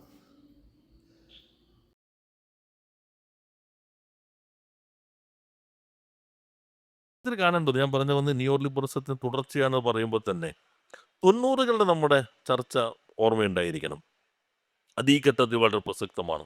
അതും വേണ്ടത്ര ഗൗരവമായി ചർച്ച ചെയ്യപ്പെടാത്തൊരു ഭാഗമാണ്. യഥാർത്ഥത്തിൽ ഗ്ലോബലൈസേഷൻ, ആഗോളവൽക്കരണം, അതിൻ്റെ പ്രധാനപ്പെട്ട ദർശനം മുതലാളിത്തത്തിൻ്റെ അന്നത്തെ പ്രതിസന്ധിയെ മറികടക്കാനാണ്. അതാണ് ചരക്കിനും മൂലധനത്തിനും ലോകത്തെമ്പാടും സ്വതന്ത്രമായി സഞ്ചരിക്കാനുള്ള ഒരു സന്ദർഭം ഉണ്ടാകണം എന്നുള്ള കാഴ്ചപ്പാടിലേക്ക് എല്ലാ തടസ്സങ്ങളെയും ഇല്ലാതാക്കുക. അന്ന് ഇന്ത്യ, നവസ്വതന്ത്ര രാജ്യങ്ങൾ അവരുടെ സമ്പദ്ഘടനയെ സംരക്ഷിക്കാൻ കെട്ടിയ ചെറിയ വേലിക്കെട്ടുകളുണ്ടായിരുന്നു. അതാണ് ഇറക്കുമതി താരിഫുകൾ, മറ്റു തരത്തിലുള്ള അളവുപരമായ നിയന്ത്രണങ്ങൾ. ഇത്രയും അളവിൽ കൂടുതൽ ഇന്ന കമ്മോഡിറ്റി ഇറക്കുമതി ചെയ്യാൻ പാടില്ല, കൂടുതൽ ചുങ്കം ചുമത്തും, കാരണം ഇറങ്ങി വരുന്നതിൻ്റെ വില ആഭ്യന്തരമായി ഉൽപ്പാദിപ്പിക്കുന്നതിന് വിലയേക്കാൾ കൂടി നിൽക്കണം, ആഭ്യന്തര വ്യവസായം കൂടണം. ഇതായിരുന്നു നവസ്വതന്ത്ര രാജ്യങ്ങൾ അവരവരുടെ സമ്പദ്ഘടനയെ ശക്തിപ്പെടുത്താൻ ഉപയോഗിച്ചിരുന്നത്. എന്നാൽ ഗ്ലോബലൈസേഷനിൽ അമേരിക്ക തന്നെ നേതൃത്വം നൽകി ഇതിനെല്ലാം തകർക്കണം. ഒരു വേലിക്കെട്ടും പാടില്ല, ചരക്ക് യഥേഷ്ടം സഞ്ചരിക്കണം. ഒരു ഉൽപ്പന്നം ഒരിടത്തു നിന്ന് മറ്റൊരിടത്തേക്ക് സഞ്ചരിക്കുന്നതിനെ നിയന്ത്രിക്കുന്ന അളവുപരമായ നിയന്ത്രണമോ ചുങ്കപരമായ നിയന്ത്രണമോ പാടില്ല. അങ്ങനെയാണ് നമ്മളെല്ലാം 91-ലെ മൻമോഹൻ സിംഗിന്റെ നേതൃത്വത്തിൽ പുതിയ നയം ലോകത്തെമ്പാടും വേലിക്കെട്ടുകളൊക്കെ തകർത്തു, എല്ലാം ഇല്ലാതാക്കി. ഇപ്പൊ തകർക്കാൻ പറഞ്ഞ ആള് ഏറ്റവും വലിയ മതിൽ കെട്ടിക്കൊണ്ടിരിക്കുകയാണ്. ഓരോ ദിവസവും രാവിലെ ഉച്ചയ്ക്ക് മതിലിന്റെ പൊക്കം കൂട്ടിക്കൊണ്ടിരിക്കുകയാണ്. അങ്ങോട്ടൊന്നും അപ്പോൾ എന്തുകൊണ്ട് ഡീ ഗ്ലോബലൈസേഷൻ സംഭവിക്കും? അപ്പോൾ ആഗോളവൽക്കരണം എങ്ങനെ സംഭവിച്ചിരിക്കുന്നു? എന്താണ് അതിലേക്ക് നയിച്ചിട്ടുള്ള ഘടകങ്ങൾ? ലോക മുതലാളിത്തത്തിൽ വന്ന മാറ്റമെന്ത്? അത് ലോക രാഷ്ട്രീയത്തിന്റെ ഘടനയിൽ എന്തെല്ലാം മാറ്റങ്ങൾ ഉണ്ടാക്കുന്നു? ഇതും കുറെ കൂടി ആഴത്തിൽ യഥാർത്ഥത്തിൽ നമ്മൾ പരിശോധിക്കേണ്ട ഒരു ഭാഗമാണ്. ഗ്ലോബലൈസേഷൻ്റെ ഒരു ഒഴുക്ക്, അതിന് ഇടതുപക്ഷമൊക്കെ എതിർത്ത് കഴിഞ്ഞപ്പോൾ അതിനെ എതിരെ വന്ന വാദങ്ങൾ എന്തൊക്കെയായിരുന്നു? ഇന്ന് എങ്ങനെയാണ് ഇത്തരത്തിലുള്ള ഓരോ രാജ്യവും അവരവരുടെ സമ്പദ്ഘടനയെ സുരക്ഷിതമാക്കാൻ മതിൽക്കെട്ടുകൾ വേണം എന്നുള്ള അഭിപ്രായത്തിലേക്ക് എത്തിയത്? ഇവർ അത് കാര്യങ്ങളെ ചർച്ച ചെയ്യേണ്ട എത്രത്തോളം ഒരു ഭാഗമാണെന്ന് തലതിരിച്ചാണ് കാണുന്നത് ഈ എന്നുള്ളതിൻ്റെ ഒരു കാര്യമാണ്. സന്ദർഭത്തിൽ ഞാൻ അദ്ദേഹം സൂചിപ്പിക്കാൻ പറഞ്ഞു ആഗ്രഹിക്കുന്നു. ഗ്ലോബലൈസേഷൻ വന്ന സമയത്തെ പറ്റി പറയുന്നത് നമുക്കറിയാം. ഗ്ലോബലൈസേഷൻ സമയത്ത് ഇവിടെ ഇവരുണ്ടാക്കിയ പുകിൽ എന്തൊക്കെയാണെന്ന് നമുക്കറിയാം.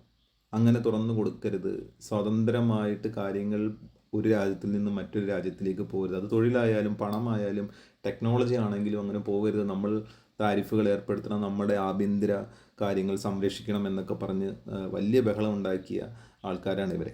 എത്രയോ വർഷങ്ങളായിട്ട് നമ്മൾ കേട്ടുകൊണ്ടിരുന്ന കാര്യമാണ് ഈ നവലിബറൽ മുതലാളിത്തത്തിനെതിരെ അല്ലെങ്കിൽ ലിബറലൈസേഷനെതിരെ, ഉദാരവൽക്കരണത്തിനെതിരെയുള്ള സമരങ്ങളും അതിനെതിരെയുള്ള ആശയ സമരങ്ങളും പ്രസംഗങ്ങളും ഒക്കെ കേട്ട ഒരു തലമുറയാണ് നമ്മൾ. പക്ഷെ അതേസമയം നമുക്കറിയാം നമ്മളുടെയൊക്കെ ജീവിതം ഈ ലിബറലൈസേഷൻ ഗ്ലോബലൈസേഷൻ പ്രക്രിയയിലൂടെ എത്രത്തോളം മുന്നോട്ട് വന്നു എന്നുള്ളത്.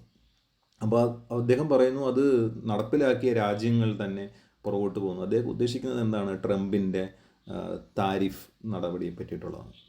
അപ്പം ട്രംപ് അത് തിരിഞ്ഞു പോകുന്നുവെങ്കിൽ ട്രംപിനെ വിമർശിക്കുകയാണ് ചെയ്യേണ്ടത്. ഗ്ലോബലൈസേഷൻ എന്ന് പറയുന്നത് എല്ലാ രാജ്യങ്ങൾക്കും ഗുണമാണ് എന്ന് മനസ്സിലാക്കിയ ഒരാൾ എന്താണ് പറയുന്നത്? ട്രംപ് ചെയ്യുന്നത് തെറ്റാണ്, ഇതാണ് തുടർന്ന് പോകേണ്ടത്, സ്വതന്ത്ര വിപണിയിലേക്കാണ് നമുക്ക് പോകേണ്ടത്, നമുക്ക് എല്ലാവർക്കും ഗുണമാണ്, അമേരിക്കയ്ക്കും ഗുണമാണ്, ഇന്ത്യക്കും ഗുണമാണ് സ്വതന്ത്ര വിപണി എന്നുള്ളത്. അപ്പോൾ ആ ഒരു തരത്തിലാണ് പോകുന്നതിന് പകരം ഇദ്ദേഹം അതിനെ കാണുന്നത് മുതലാളിത്തം സ്വയം പരിഷ്കരിക്കുന്നതും അല്ലെങ്കിൽ ട്രംപ് അത് ചെയ്തതിനെ പറ്റിയിട്ട് അദ്ദേഹം സംസാരിക്കുന്നത് വേറൊരു ആംഗിളിലാണ് അദ്ദേഹം അത് സംസാരിക്കുന്നത്.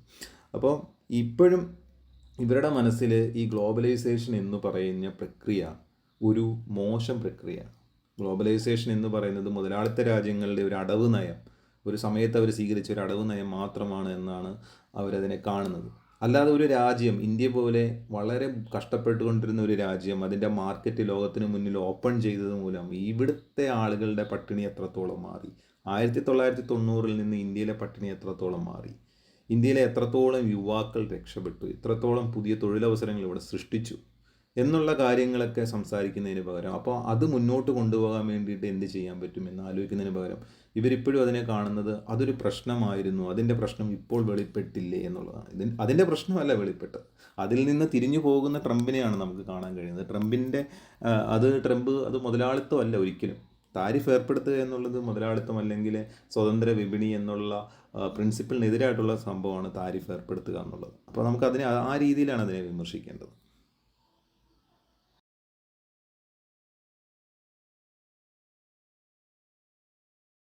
പിന്നൊന്ന് പുതിയ ഉൽപ്പാദന രീതികൾ ഡിജിറ്റൽ കാലഘട്ടത്തിലും.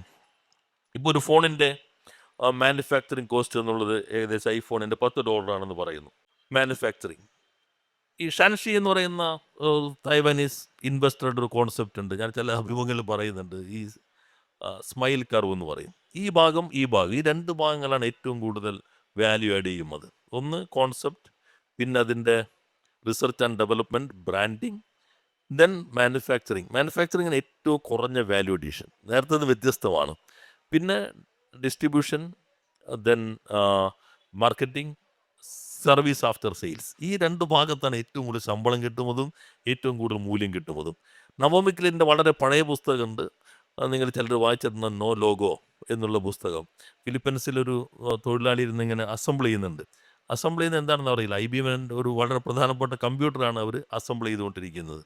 ജീവിതത്തിൽ ഒരിക്കലും അവർ കീബോർഡിൽ വിരലോടിച്ചിട്ടില്ല, പക്ഷെ വയ്ക്കുന്ന സാധനങ്ങൾ നിരത്തിക്കൊണ്ടിരിക്കുന്നുണ്ട്. പിന്നെ ലോഗോയാണ്. ഞാൻ കഴിഞ്ഞ ദിവസം കേരളത്തിലെ ഒരു ഇലക്ട്രോണിക്സ് ഫാക്ടറി പോയപ്പോൾ വലിയൊരു സ്കാനിങ് മെഷീൻ അവർ അവിടെ മാനുഫാക്ചർ ചെയ്തിട്ടുണ്ട്. ഈ സ്കാനിങ് മെഷീൻ തിരിച്ച് അമേരിക്കയിൽ പോകും, സോഫ്റ്റ്വെയർ അവിടെ നിന്ന് അതിനകത്ത് ഇൻകോർപ്പറേറ്റ് ചെയ്യും, അവിടെ അപ്ലോഡ് ചെയ്യും. അത് കഴിഞ്ഞിട്ട് ഇൻ്റർനാഷണൽ ബ്രാൻഡായിട്ട് തിരിച്ച് ഇന്ത്യയിലേക്ക് തന്നെ വരും. പോകുന്നതിൻ്റെ ഇന്ത്യയിൽ ഉണ്ടാക്കുന്നതിൻ്റെ മാനുഫാക്ചറിങ് കോസ്റ്റ് ചെറുതായിരിക്കും, പക്ഷേ ഈ 2 ഭാഗങ്ങളിലാണ്. അതുകൊണ്ടാണ് ഈ ഐഫോണിൻ്റെ ഫാക്ടറി വിയറ്റ്നാമിലാകാം, ഇന്ത്യയിലാകാം, ആഫ്രിക്കയിലാകാം, ചൈനയിലാകാം, വേറെ ഏത് രാജ്യത്താകാം. പക്ഷെ ആദ്യത്തെ ഭാഗം കാലിഫോർണിയയിൽ നിന്ന് ഇതുവരെ മാറിയിട്ടേ ഇല്ല. അതിൻ്റെ റിസർച്ച് ആൻഡ് ഡെവലപ്മെൻറ്റ്, ഡിസൈൻ, ഈ ഭാഗമെല്ലാം കാലിഫോർണിയ തന്നെയാണ്. കേരളത്തിൻ്റെ സാധ്യത ഒരു കാലിഫോർണിയ ആകാനാണ്. ഇന്ത്യയുടെ മറ്റ് മേഖലകളെല്ലാം തന്നെ ഒരു മാസ് പ്രൊഡക്ഷനിലേക്ക് പോയാലും കേരളത്തിൻ്റെ കേരളത്തിൻ്റെ പൊട്ടൻഷ്യൽ സാധ്യത ഇങ്ങനെയാണ്. ഈ മറ്റൊരു മേഖലയിലാണ്. നമുക്ക് അതിനുള്ള കാലിഫോർണിയ ആകുക സാധ്യതകളുണ്ട്. എന്നൊക്കെ ഞാൻ പക്ഷേ ആ പറയുമ്പോൾ അത് ഭാഗത്തേക്ക് ഇപ്പോൾ അദ്ദേഹം അതിലേക്ക് കിടക്കുന്നില്ല. കടക്കുന്നില്ല എന്ന് പറയുന്നത് അത് നന്നായി, അതിലേക്ക് കൂടുതൽ കടക്കാനത്.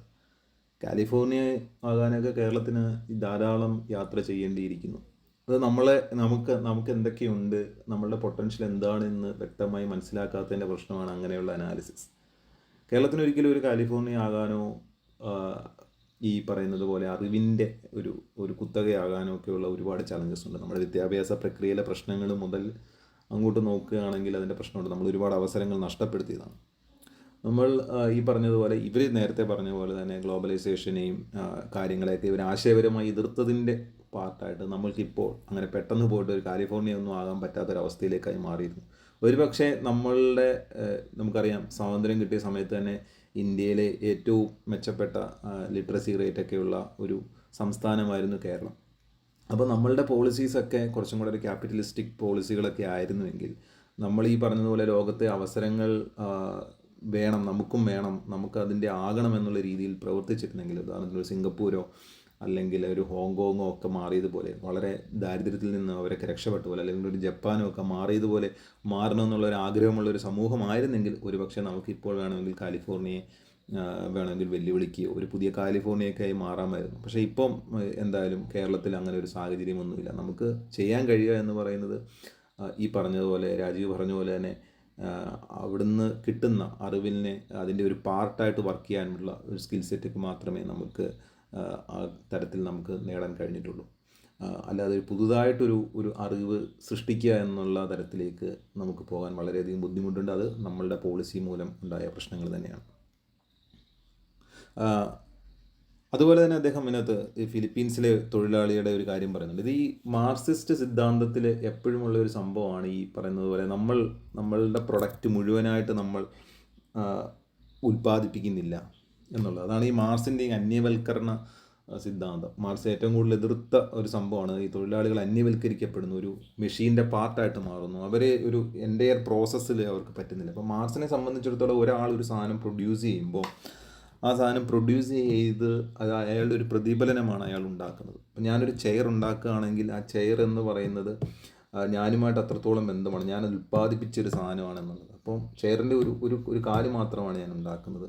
എങ്ങനെയാണെങ്കിലും അതൊരു പ്രശ്നമാണ്. അപ്പം ഈ ഇൻഡസ്ട്രിയലൈസേഷൻ വരുമ്പോൾ, ക്യാപിറ്റലിസ്റ്റ് വ്യവസ്ഥ വരുമ്പോൾ അങ്ങനെയൊക്കെ വരുന്നു എന്നാണ് മാർക്സ് അപരവൽക്കരണത്തിലെ ഒരു കാര്യമായിട്ട് പറഞ്ഞത്. പല കാരണങ്ങളുണ്ട്, പണം എങ്ങനെ ഒരാളെ നേരെ തിരിച്ച് പ്രവർത്തിക്കുന്നു എന്നുള്ളതൊക്കെ, അതിലേക്കൊന്നും കടക്കുന്നില്ല. പക്ഷേ ഇപ്പോൾ ഈ ഫിലിപ്പീൻസിലെ ഒരു തൊഴിലാളി ഇരുന്നിട്ട് സോൾഡർ ചെയ്യുന്നതോ അല്ലെങ്കിൽ ഒരു ചിപ്പ് അടുക്കി വെക്കുന്നതൊക്കെ ഇവരതിനെ ആ രീതിയിലാണ് കാണുന്നത്. മൊത്തത്തിൽ ഇവർക്ക് അതിനകത്തൊരു പാർട്ട് കിട്ടുന്നില്ല. ലാഭം കൊയ്യുന്നതിൻ്റെ അറിവെല്ലാം കിട്ടുന്നത് ഒരു സ്ഥലത്താണ്. ഈ അറിവെല്ലാം അവിടെ എങ്ങനെ ഉണ്ടായി? അവിടെ അതിനുള്ള സിസ്റ്റംസ് അവിടെ സൃഷ്ടിച്ചുകൊണ്ടാണ്. അല്ലാതെ നമ്മളെക്കാൾ ബുദ്ധി കൂടിയ ആൾക്കാരാണ് അമേരിക്കക്കാരെന്നുള്ളതുകൊണ്ടാണല്ലോ. ചിലപ്പോൾ ഇവർ പറയുന്ന ഒരു ന്യായം എന്താണ്, ഇവർ കുത്തകളാണ്, അവർ ഒരു സാമ്രാജ്യത്വ ശക്തിയാണ്, മറ്റുള്ള രാജ്യങ്ങളെല്ലാം അടക്കി ഭരിച്ചിട്ട് അതിൽ നിന്ന് എടുത്തതാണ്. അങ്ങനെയൊന്നും അല്ല. അത് ഇവരുടെ ഒരു സങ്കല്പമാണത്. ആക്ച്വലി അവിടെ സംഭവിച്ചത് എന്താണ്, എങ്ങനെയാണ് ഈ രാജ്യങ്ങളൊക്കെ മേഖലകളിലേക്ക് എത്തിയത്? ഇപ്പം ചൈന പോലും എങ്ങനെയാണെന്ന് വെച്ച് കഴിഞ്ഞാൽ ആളുകൾക്ക് അതിനുള്ള ഒരു അവസരങ്ങൾ സൃഷ്ടിക്കാനുള്ള ഈ പ്രത്യയശാസ്ത്ര പരമായിട്ടുള്ള അല്ലെങ്കിൽ ഡോഗ്മാറ്റിക് ആയിട്ടുള്ള ഈ കാര്യങ്ങളൊക്കെ മാറ്റി വെച്ചതിന് ശേഷം ആളുകൾക്ക് പ്രവർത്തിക്കാനുള്ള സ്വാതന്ത്ര്യം നൽകി കഴിയുമ്പോൾ, അതിനുള്ള വ്യവസ്ഥ വരുമ്പോൾ സമ്പത്ത് സൃഷ്ടിക്കപ്പെടും, അറിവ് സൃഷ്ടിക്കപ്പെടും. അങ്ങനെയാണ് ആ രാജ്യങ്ങളൊക്കെ അവിടെ എത്തിയത്. അങ്ങനെയാണ് കാലിഫോർണിയകളും സിലിക്കൺ വാലികളും ഒക്കെ ഉണ്ടാകുന്നത്. അപ്പം നമ്മൾ അതിനുവേണ്ടി പരിശ്രമിക്കുന്നതിന് പകരം ഇപ്പോഴും മാർക്സിസ്റ്റ് വീക്ഷണത്തിൽ എങ്ങനെ അതിനെ നോക്കിക്കാണാമെന്ന് വെച്ചുകൊണ്ടിരുന്നു കഴിഞ്ഞാൽ കാലിഫോർണിയയെ പോയിട്ട് കുന്നംകുളം പോലും ആകാൻ നമുക്ക് പറ്റുമെന്ന് തോന്നില്ല.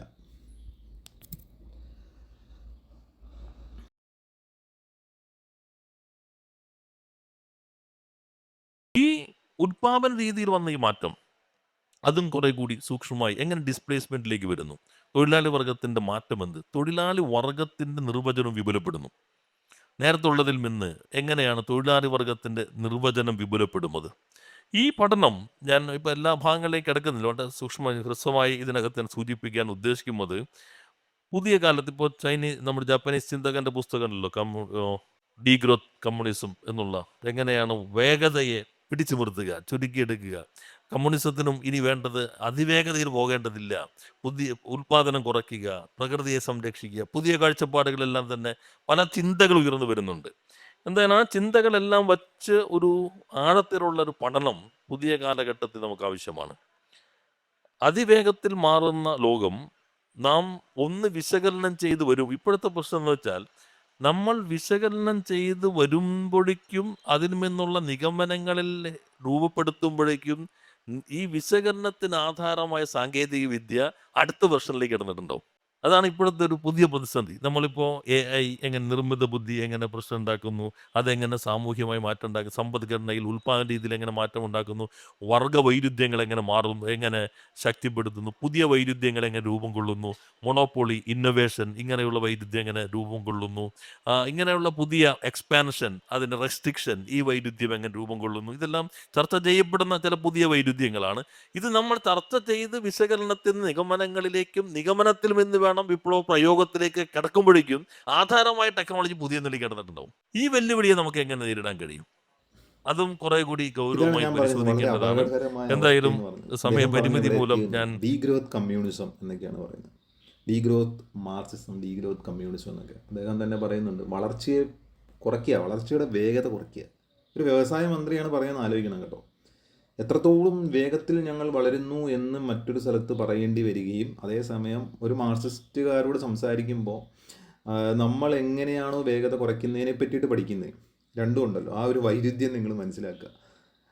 ഇതാണ് നമ്മളുടെ ഏറ്റവും വലിയ ദുരവസ്ഥ. ഞാൻ ഇത് റിയാക്ട് ചെയ്യാൻ കാരണം തന്നെ, ഈ വീഡിയോയ്ക്കെതിരെ ഒരു റിയാക്ഷൻ നടത്താൻ തന്നെ കാരണം ഇതാണ്. ഈ ഡീഗ്രോത്ത് കമ്മ്യൂണിസം എന്നുള്ള കൺസെപ്റ്റ്, എങ്ങനെ നമുക്ക് പരിസ്ഥിതിയെ സംരക്ഷിക്കാൻ പറ്റുമെന്നുള്ളതൊക്കെ. ഈ പരിസ്ഥിതിയെ സംരക്ഷിക്കുക എന്നുള്ള ആശയങ്ങളൊക്കെ നല്ലത് തന്നെ. പക്ഷേ നിങ്ങളുടെ ഉള്ളിലുള്ള സാധനം ഈ ഡീഗ്രോത്ത് ആണെങ്കിൽ, എന്താണ് ഗ്രോത്ത് കുറയ്ക്കുക എന്ന് പറഞ്ഞാൽ, എന്താണ് ഗ്രോത്ത് എന്ന് പറഞ്ഞാൽ? ഗ്രോത്ത് എന്ന് പറഞ്ഞു കഴിഞ്ഞാൽ ഒരു പ്രദേശത്തെ ജനങ്ങളുടെ ജീവിതമെല്ലാം മെച്ചപ്പെട്ട അവസ്ഥയിലേക്ക് മാറുക എന്നുള്ളതാണ് ഗ്രോത്ത് എന്നുകൊണ്ട് ഉദ്ദേശിക്കുന്നത്. കേവലം നമ്പറുകൾക്കപ്പുറം അതാണ്. അപ്പോൾ നിങ്ങൾ വളർച്ച കുറയ്ക്കുക എന്ന് പറയുമ്പോൾ എന്താണ് ഉദ്ദേശിക്കുന്നത്? വളർച്ച എന്ന് പറയുമ്പോൾ നമ്മളുടെ മനസ്സിലേക്ക് ഉടനെ അദാനി, അംബാനി അല്ലെങ്കിൽ എലൺ മസ്ക് എന്നുള്ള രീതിയിലേക്ക് കാര്യങ്ങൾ വന്നു കഴിഞ്ഞാൽ വലിയ പ്രശ്നമാണ്. അപ്പോൾ ഡീഗ്രോത്ത് എന്ന് പറയുമ്പോൾ ഓക്കെയാണ്, അവരുടെ കയ്യിൽ കുറച്ച് പൈസ എന്നുള്ളത്. പക്ഷേ ഗ്രോത്ത് എന്ന് പറയുന്നത് യഥാർത്ഥത്തിൽ എന്താണ്? ഗ്രോത്ത് എന്ന് പറയുമ്പോൾ കുട്ടികൾക്കുള്ള വെന്റിലേറ്റർ സഹായം ആയിരിക്കാം, ചിലപ്പോൾ ഒരു ന്യൂ ബോണിനുണ്ടാകുന്ന കിട്ടുന്ന ഒരു ചികിത്സയായിരിക്കാം, അല്ലെങ്കിൽ ഒരു വാക്സിൻ ആയിരിക്കാം, അല്ലെങ്കിൽ ഒരു തൊഴിലാളിക്ക് ജോലി ചെയ്യാനുള്ള ഒരു കമ്പനി ആയിരിക്കാം. അദ്ദേഹം ഈ പറഞ്ഞതുപോലെ ഈ ഫാക്ടറി കിടന്ന് കഷ്ടപ്പെടുന്നതിന് പകരം ചിലപ്പോൾ ഈ ഒരു IT ടെക്നോളജി ഉപയോഗിച്ച് ഒരു കോഡ് സൃഷ്ടിക്കലായിരിക്കാം, അല്ലെങ്കിൽ ഒരു ജനറേറ്റീവ് AI ടെക്നോളജി ആയിരിക്കും, റോബോട്ടിനെ ഉണ്ടാക്കലായിരിക്കാം. ഇതെല്ലാം ഗ്രോത്താണ്. അപ്പോൾ ഇതെല്ലാം വരണമെങ്കിൽ നമ്മൾ ആ ഒരു സിസ്റ്റവുമായിട്ട് ഇൻ്റഗ്രേറ്റ് ചെയ്യുക എന്നുള്ളതാണ്. പക്ഷെ അദ്ദേഹം ഇവിടെ പറയുന്ന ഒരു കാര്യമുണ്ട്, നമ്മളൊരു കാര്യത്തെപ്പറ്റി പഠിച്ചിട്ട് വരുമ്പോഴത്തേക്ക് ടെക്നോളജി മാറിയിട്ടുണ്ടാകും. അത് വളരെ ശരിയായിട്ടുള്ള കാര്യമാണ്. വളരെ വേഗത്തിൽ കാര്യങ്ങൾ പോകുന്നു എന്നുള്ള കാര്യം ശരിയാണ്. അത് ഞാൻ സമ്മതിക്കുന്നു. അത് അദ്ദേഹം പറഞ്ഞ വളരെ ശരിയായിട്ടുള്ള കാര്യമാണ്. അപ്പോൾ അങ്ങനെ വളരെ വേഗത്തിൽ കാര്യങ്ങൾ മുന്നോട്ട് പോകുമ്പോൾ നമ്മൾ എന്ത് ചെയ്യണം? നമ്മൾ എങ്ങനെ ആ വേഗത്തിൽ മുന്നോട്ട് പോകാൻ നമുക്കും കഴിയുമെന്ന് ചിന്തിക്കണം. അതിന് പകരം ഇപ്പോഴും എങ്ങനെ വേഗതയുണ്ടായി എന്നുള്ളതിനെ പറ്റിയിട്ട് പഠിക്കുക. പഠിക്കുന്നതൊക്കെ കുഴപ്പമില്ല, അത് പഠിക്കേണ്ട ആൾക്കാർ ചെയ്താൽ കുഴപ്പമില്ല. പക്ഷേ ഒരു മന്ത്രിക്ക് പറ്റിയ പണിയല്ലത്. അങ്ങനെ പഠിച്ചുകൊണ്ടിരിക്കുന്ന സമയത്ത് അദ്ദേഹം തന്നെ സമ്മതിക്കുന്നു മാറിക്കൊണ്ടിരിക്കുകയാണെന്ന്. അപ്പോൾ ഇതിനപ്പുറത്തേക്ക് കാര്യങ്ങൾ കൈവിട്ടു പോകും, വീണ്ടും അവസരങ്ങൾ നഷ്ടപ്പെടും. നേരത്തെ പറഞ്ഞ പോലെ വീണ്ടും ഒരു 30 കൊല്ലം കഴിഞ്ഞിട്ട് നമുക്ക് പറയാം കേരളത്തെ കാലിഫോർണിയ ആക്കാനാണ്, അല്ലെങ്കിൽ കേരളത്തിന് കാലിഫോർണിയ ആകാനുള്ള പൊട്ടൻഷ്യൽ ഉണ്ട് എന്നുള്ളത്. അങ്ങനെ പറഞ്ഞുകൊണ്ടിരിക്കാനേ പറ്റുള്ളൂ. നമ്മുടെ യുവാക്കളുടെ അവസരം ഇങ്ങനെ നഷ്ടപ്പെട്ടുകൊണ്ടേയിരിക്കും. ഇതാണ് ഈ പ്രത്യയശാസ്ത്രം തലയിൽ കയറിയാലുള്ള പ്രശ്നം. അദ്ദേഹം തന്നെ സമ്മതിക്കുന്നുണ്ട് ചലഞ്ചസും കാര്യങ്ങളൊക്കെ, പക്ഷേ വീണ്ടും അവിടെ തന്നെയാണ് എത്തി നിൽക്കുന്നത്.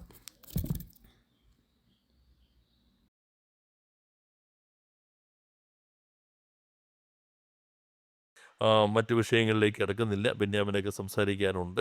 എല്ലാ മേഖലയ്ക്കകത്തും ഈ ടെക്നോളജി മാറ്റം വരുത്തിക്കൊണ്ടിരിക്കുന്നു. ഇപ്പോൾ നെക്സസിലൊക്കെ പറയുന്നുണ്ടല്ലോ, ചിലതിനോട് യോജിക്കാം, ചിലതിനോട് വിയോജിക്കാം. പ്രതീതി എങ്ങനെ വരുന്നു? നമ്മൾ ജനാധിപത്യത്തിലാണ് ജീവിക്കുന്നു എന്ന് തോന്നുന്നേ ഉള്ളൂ. ബാക്കിയെല്ലാം അൽഗരിതം വഴി തെരഞ്ഞെടുപ്പുകളൊക്കെ നിർണയിച്ചു കഴിഞ്ഞു. ജനാധിപത്യ മുഖമുള്ള ഏകാധിപത്യം എങ്ങനെ വരുന്നു? വോട്ട് ചെയ്യുന്നു, ജനാധിപത്യം വരുന്നു, തെരഞ്ഞെടുപ്പ് നടക്കുന്നു, ഈ വോട്ടർ പട്ടികയിൽ മാത്രമല്ല എന്ന് നമ്മൾ ചിന്തിക്കുന്നുണ്ടെങ്കിലും ടെക്നോളജി എങ്ങനെ ജനാധിപത്യത്തിൽ മാറ്റം വരുത്തുന്നു? ഇപ്പോൾ നിങ്ങൾ ഒരു സംസാരിച്ചുകൊണ്ടിരിക്കുകയാണെങ്കിൽ, ഇപ്പോൾ ആയുർവേദത്തെക്കുറിച്ച് തന്നെ കുറച്ച് കഴിയുമ്പോൾ നിങ്ങളുടെ ഫേസ്ബുക്കിൽ ആയുർവേദത്തെക്കുറിച്ചുള്ള പരസ്യം വന്നിരിക്കും. ആദ്യം ട്രംപാണ് ഇതിൻ്റെ ഇത് തുടങ്ങിയത്. Targeted propaganda. അൽഗരിതം പറഞ്ഞു കൊടുക്കും, അതിനനുസരിച്ചായിരിക്കും മെസ്സേജുകൾ വരിക. നിങ്ങൾ എവിടെയാണ് നിങ്ങൾ നിന്നിട്ടുള്ളതെന്ന് ഇപ്പോൾ എല്ലാവർക്കും അറിയാം.